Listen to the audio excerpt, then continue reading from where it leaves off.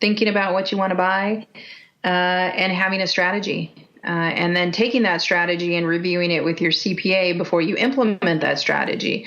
Because the most mistakes happen when somebody thinks they're doing it the right way, and then they find out after everything's closed that they didn't do it the right way, and then it's too late.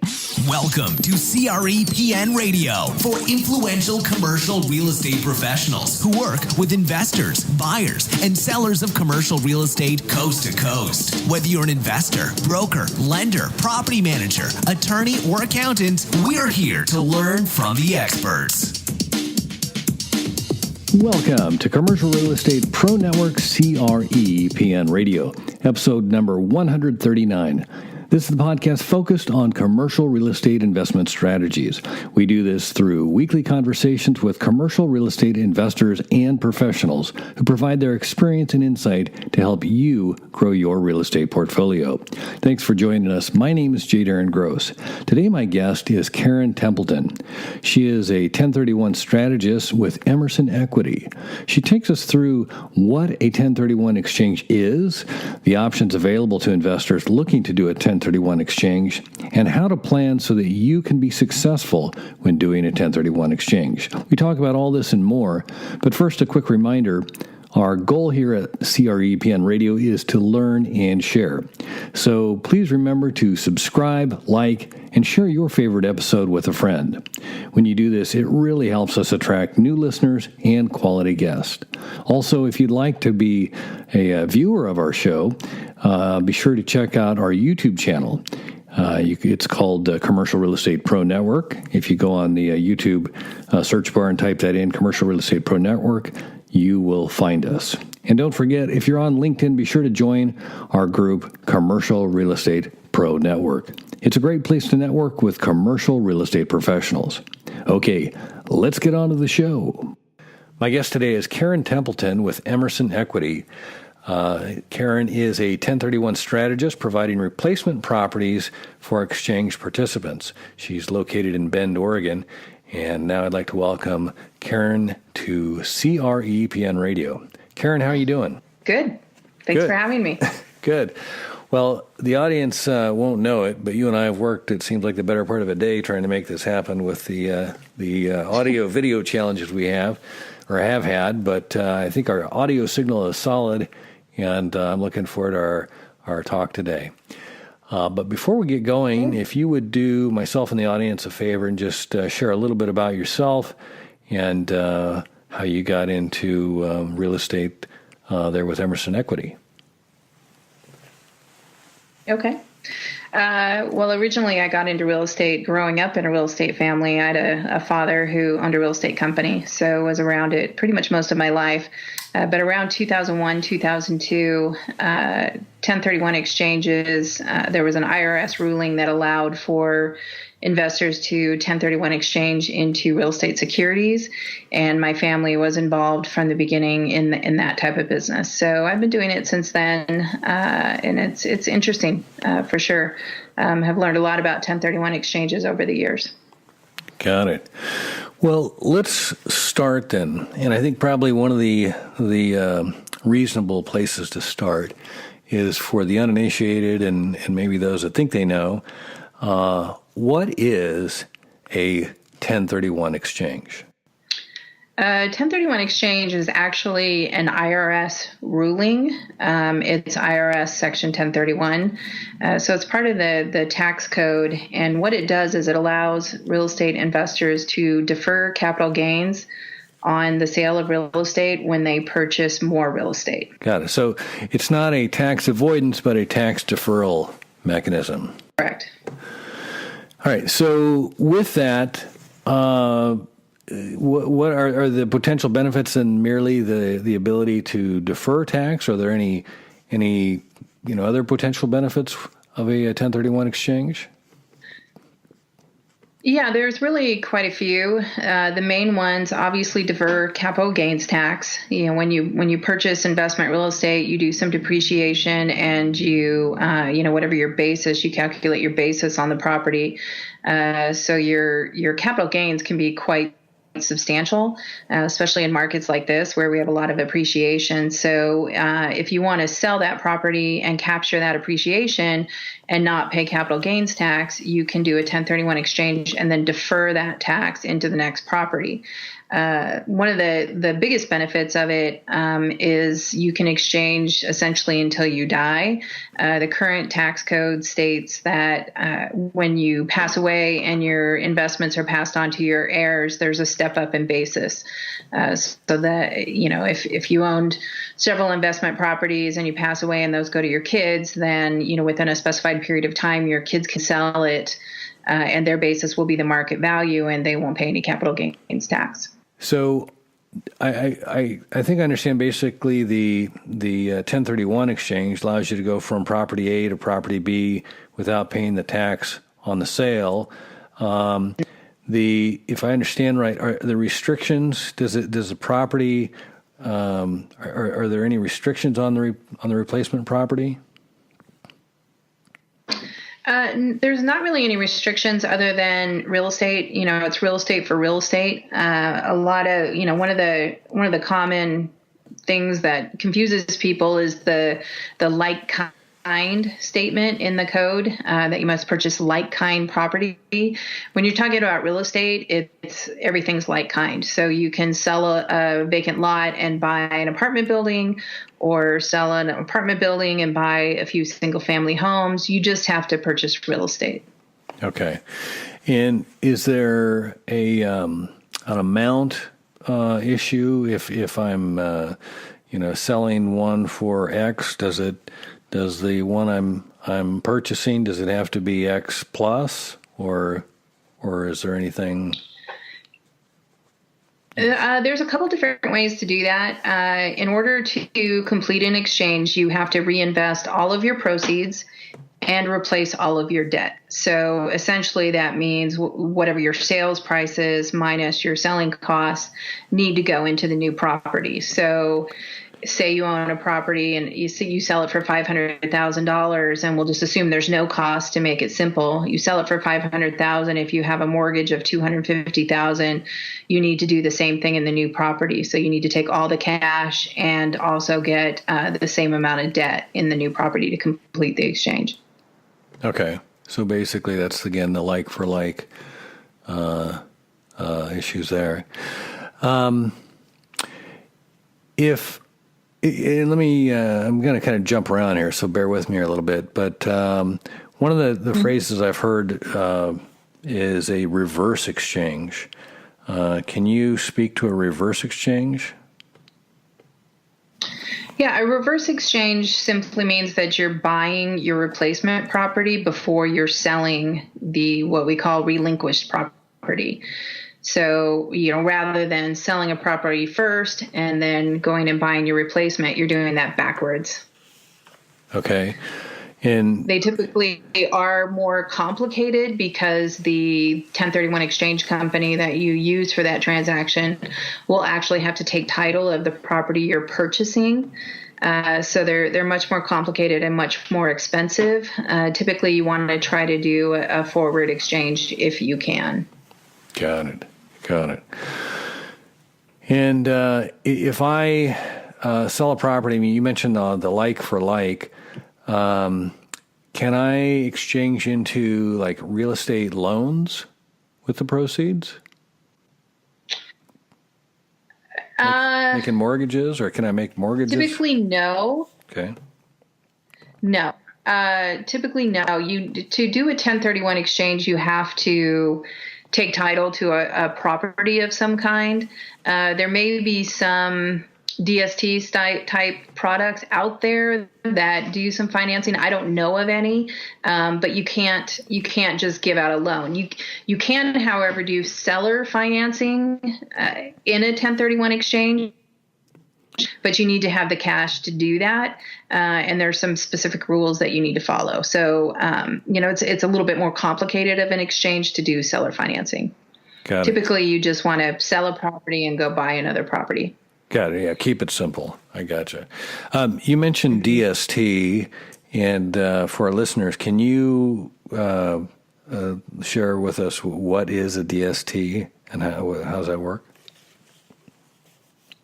Sure. A DST stands for Delaware Statutory Trust. It's a real estate security that is available to accredited investors.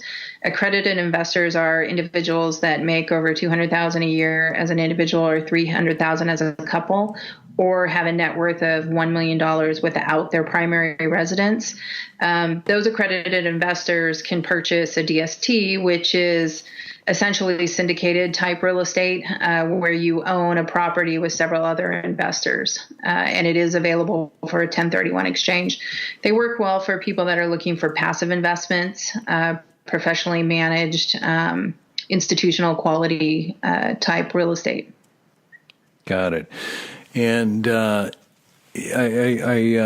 think I've heard, is it possible, like if you found a property, like we're talking in the simplest form of an exchange, where you buy a like property that's, you replace the debt and the cash, but if you were to find a lesser property, could you not, quote, balance the trade with the difference and into a DST? Did that make sense? Yes, and that happens quite a bit. And going back to sort of the basics of a 1031 exchange, you have to do, when you're doing the replacement, you have to identify some properties, and you can either do a 3-property rule, which is where you identify 3 properties and you have to buy one of them. There's a 200% rule where you can go up to 200% of your sales price and buy as many properties as you want in that. And so there's a third rule, that's the 95% rule, that's not used very often. That's, you can identify whatever you want, but you have to close on 95% of it. That was not used very often, but in the 3-property rule, or even in the 200% rule, a lot of times people will use a DST to fill in, because sometimes with the debt, when you have to replace the debt, a person might want to take all of their cash equity and go purchase a property with cash with no mortgage. But in order to replace that debt, they need to find that some other way. So they might combine their replacement properties. They might buy 2 properties, and one might be an all cash property and the other one might be a DST that has the debt that they need to balance out their ratios. Got it. Hopefully that's not too confusing. Well, there's a lot of information. I think just the whole nature of the DST, it might be valuable just to explain more, a little bit more about just what a DST and how it works. Is it can you explain, if somebody's looking for a DST, what, I know you're an accredited, we're talking accredited investors, but just the way what is a DST, and is it a marketplace? Is it a property? Is it, can you speak a little bit to that?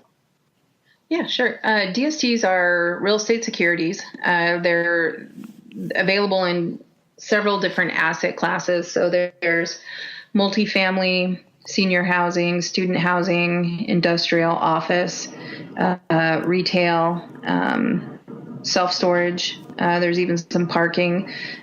Solar, renewable energy is kind of the new thing that's coming out.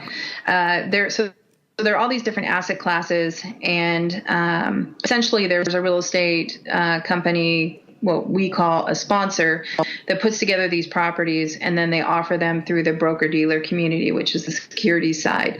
So you can't buy a DST through a real estate agent. You can't typically buy them direct from the sponsor. You need to go through a broker-dealer. And they work really well for people that are looking for passive investments. They're very strategically organized, where there's a set strategy of what's happening with the property.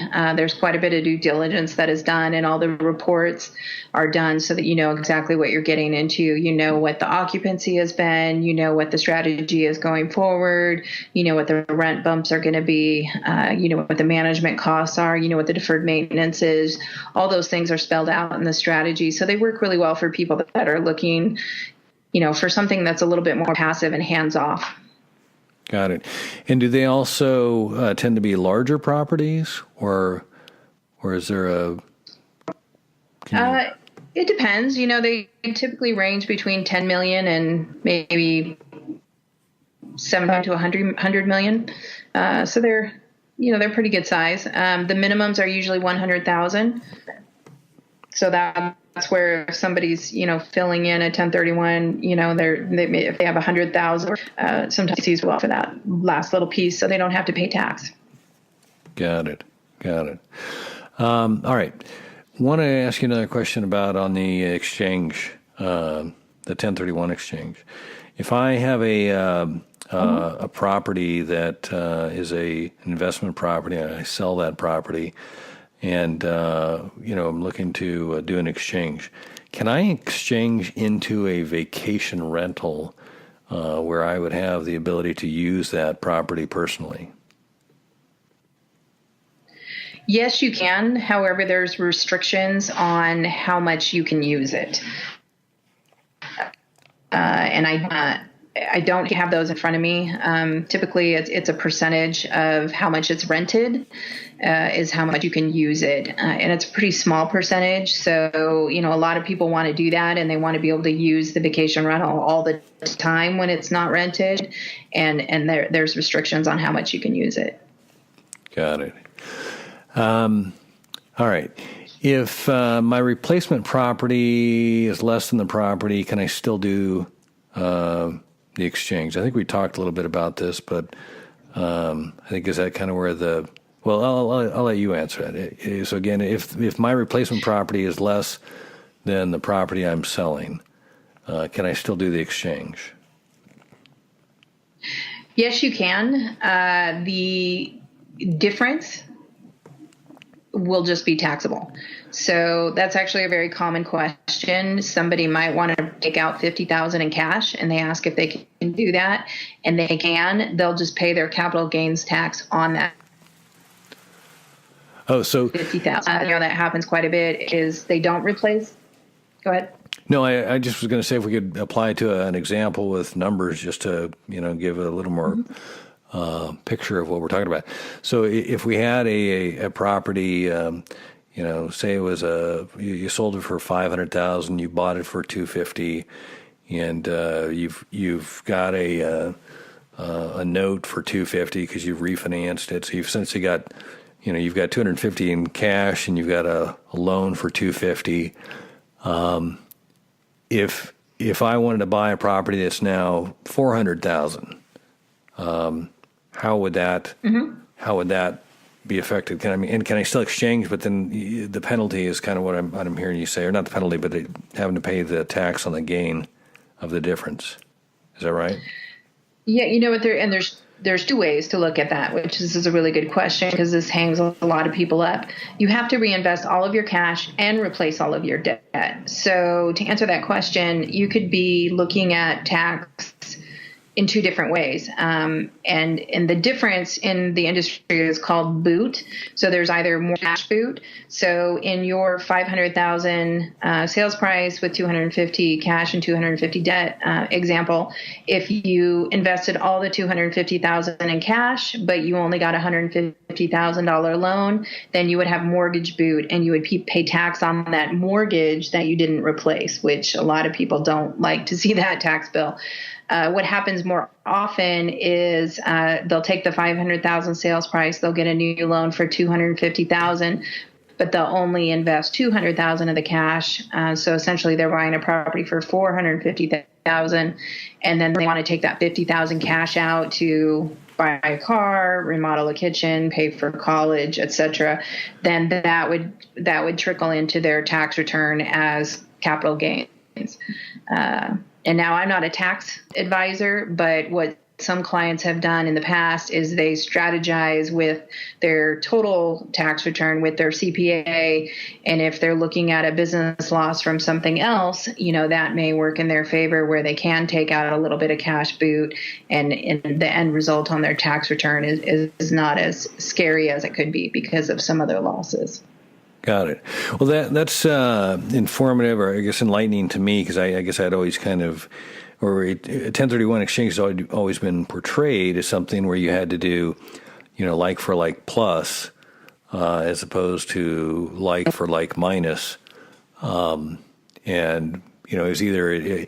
I guess what it always been portrayed to me is it failed. Your exchange failed if you didn't have, equal or greater, but that you can do a lesser. If I'm understanding you right, but there is a tax consequence. But just the tax consequence is not on the whole thing, just on that portion that didn't get reinvested. Is that right? Correct. The only time an exchange would fail is if you one of the requirements that we didn't talk about yet is there's a 45-day identification period. So when you close escrow on the property you're selling, you have 45 days. Including weekends, Sundays and Saturdays still count in that 45. So if your 45th day is on Sunday, you have until that Sunday to identify what you're going to buy. If you miss that deadline, then your exchange will fail. If you meet that deadline and you do your identification at 45 days, then you have a total of 180 days. So total of 180 to close on the properties that you've identified or one of the properties. If you don't purchase and close on the replacement property within the 180 days, then your exchange could fail. So those are the two ways that your exchange would fail. If you just don't reinvest all of it, your exchange can still continue, but you just might be subject to capital gains tax on whatever part didn't get reinvested. Got it. No, that to me, that's news, or at least it's more information than I had before, and I appreciate you sharing that. What about? Well, and one of the really important things with an exchange is to think about strategy. And, a lot of people will educate themselves on a 1031 exchange, but when it comes time to sell a property and buy something else, the time frames get a little bit stressful, and sort of everything you've heard goes out the window and you forget it. Whenever you're considering doing a 1031 exchange on an investment property, it's a really good idea to talk to a 1031 exchange strategist or a 1031 exchange accommodator and ask all of these questions. Talk about if you want to take cash out, what you're thinking about buying, and have a strategy in place that you can then review with your CPA to make sure that you're doing things the way you want to do them before you put your property on the market. Especially in hot markets, if you put something on the market and you're going to have an offer within a week, you want to have your plan in place before you're in that mode where your clock is ticking. Got it. Is there anything that one should consider doing to preserve an exchange? And I say preserve, I just know you mentioned kind of the timelines and the strategy. Is there anything that somebody should do to preserve or to? I'm looking at my list of questions, and one of the things this is what I came up with is what can you do to preserve an exchange? And is it basically those the dates, meaning the 45 and the 180? Are those the things you have to do, or is there anything to go beyond those days? Or are they hard and fast, and if you miss them and you're done? The dates are hard and fast. In order to do a 1031 exchange, you have to have a third party handle the transaction. So those types of companies are called many different things. They're 1031 exchange accommodators, they're qualified intermediaries. Once your property's in escrow, you should have a 1031 exchange accommodator in place, because there's documents that they need to prepare for the exchange documents that you need to sign, and those need to be part of your transaction with your closing documents with your title company. So, you need to get all that done ahead of time. You don't want to be trying to find a 1031 exchange accommodator the day before you're supposed to close, because the rule with a 1031 exchange is you cannot touch the funds. So if at close of escrow, the escrow officer hands you a check, then you're in trouble with your exchange. The funds need to go to the 1031 exchange accommodator and not to you. And then once escrow closes, then that's when the 45 days will start. So you really want to hire your 1031 exchange company probably a month before you're going to be closing escrow. So if you have an approved offer, you should probably find somebody right away. When you say a month before you close on selling your property, correct? Correct. because you want to take into consideration the real estate market is busy. Escrow officers might have 20 files on their desk that they need to deal with every single day. So the 1031 is going to have the same type of volume of business. So you want to give yourself, a few extra days so that you're not forcing the 1031 exchange company to rush something. So if you have an approved offer, you have a contract and you're opening escrow on the sale of your property you're selling, you probably want to immediately then go find a 1031 exchange company to handle the transaction. Got it. Do you know what the typical cost involved in doing a 1031 exchange might be? Yeah, the lowest for a forward exchange, which is one property to one property, is usually around $750, but it goes up to $1,200. There's a few companies that charge $2,000, $2,500. So you definitely want to shop around. A couple of things to consider is there's no geographical restrictions on who you use. So if you're in the state of Oregon and you want to use a 1031 exchange company that's in Colorado, you can do that. There's also no regulation in the industry like there is, for instance, in banking. There's no licensing. There's no certifications or anything like that those companies need. So you also want to be very careful who you choose. Ask them specific questions, about how the funds will be used, if they'll be putting your funds in a segregated account. That could be a whole nother topic for one of these interviews is how to select your 1031 exchange company. But those are the basics. Work with somebody you trust. You don't have to work with somebody that's in your metro area. You can if you want to be able to go in and meet with them in person, but you don't have to. Got it. If I sell a property I own and I own it as an individual, or even if I own it as an entity, can I replace that property, the replacement property, in a different entity, or like I said, if I own the property that I'm selling as an individual and I'm replacing that property, can I replace it in an LLC? Usually no. Usually it needs to be the same taxpayer entity on both properties. So if you're owning that as a single person and you're selling it as a single person, then the property you buy needs to be titled the exact same way. If you own it as husband and wife, and then when the property you buy needs to be owned as husband and wife. There's some different, on the husband and wife thing, there's some different situations with different states, depending on if it's a community property state or not. So everybody's circumstance might be different on the husband and wife, but also with a different entity, if it's a corporation or a trust or an LLC, the entity that's selling needs to be the entity that's buying. All right. Let me ask you kind of another variation of that. If I sell a property that I own as an individual, can I use those proceeds or can I exchange those proceeds into like a syndication to where I'm a member of a syndication? That also depends on how the syndication is structured. Some of those are structured as LLCs. So, you need to get the specifics on that. If it's structured in such a way like the DST properties that I work with, you own a percentage of it. So those you can, but you got to be careful with some of the real estate syndication deals just in how the entity you're buying into, how that is structured. Because if you're, it's got to be that same taxpayer thing again. Whatever taxpayer is selling the property has to be the taxpayer that's owning some sort of share of the replacement property. That's part of your strategy. You want to ask those questions ahead of time, and you want to get the organization documents for the syndicated. You want to make sure that it's going to qualify for an exchange. Right. Some of them don't. There's quite a few like crowdfunding sites out there, real estate crowdfunding type things. Most of those are not 1031 available. So you need to be very careful.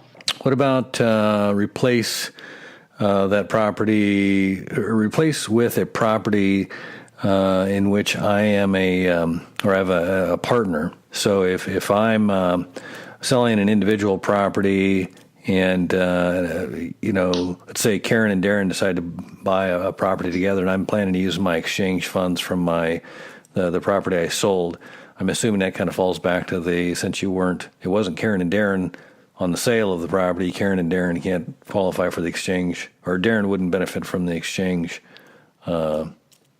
because of the title of the second property. Is that, am I still hearing you right? Yeah, again, it depends.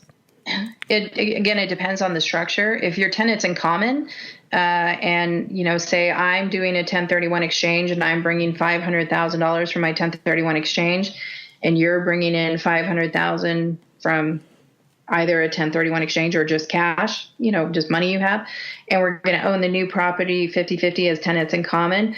Usually that is fine because I would own 50% of the property, and so my 1031 is going into 50% of the property. Again, you just have to be very careful on the entity that owns the property. This comes up quite a bit in divorce, when people owned a property together, and then after the divorce, either one person ends up with the property or, they want to share it. They need to be very careful in their divorce decree that if they're sharing it, that they change title to tenants in common and they do things correctly so that then when the property is sold later, they could each 1031 if they wanted to and not have to go buy a property again together. So it's a really good question, and it gets a little complicated, but the thing to remember is just, again, planning your strategy and then really paying attention to the entity that both entities match. Got it.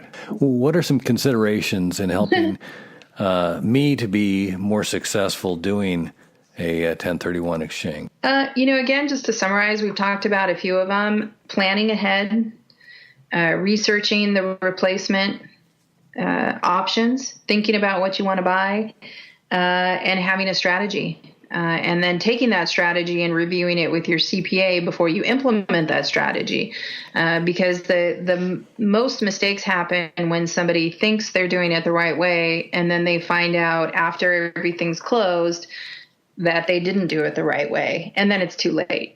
That happens sometimes when people don't realize that they need to hire a 1031 exchange company before their property sells. A lot of people will say, I sold a property last month. Can I still do a 1031 exchange? No, you can't. So just really thinking through your strategy and planning ahead is probably the best way to be successful. All right. And I got one more question for you. Are there some common misconceptions about 1031 exchanges you could share with the listeners? Yeah, probably the most common one is the like kind. I'll talk to realtors, real estate agents that think if you own a condo, you have to go buy a condo, or if you own vacant land, you have to go buy vacant land. They get hung up on the like kind. And that just means real estate. So real estate for real estate. So that's a pretty common misconception. The other common misconception is when you need to open an exchange and closing escrow on the property you're selling, and then thinking you can still do a 1031 exchange later. Got it. Yeah, you got to. Those are probably don't touch the money, right? The two most common. Correct. Yeah. Got it. Well, Karen, that's kind of the list of things I was looking for answers. Is there anything that we didn't touch on that you wished I would have asked? No, we could probably spend a couple hours talking about this topic, but I think we pretty much covered the basics. Got it. Well, I appreciate you taking the time to do this. Before we wrap this up, where can listeners go to find out more and connect with you and learn more?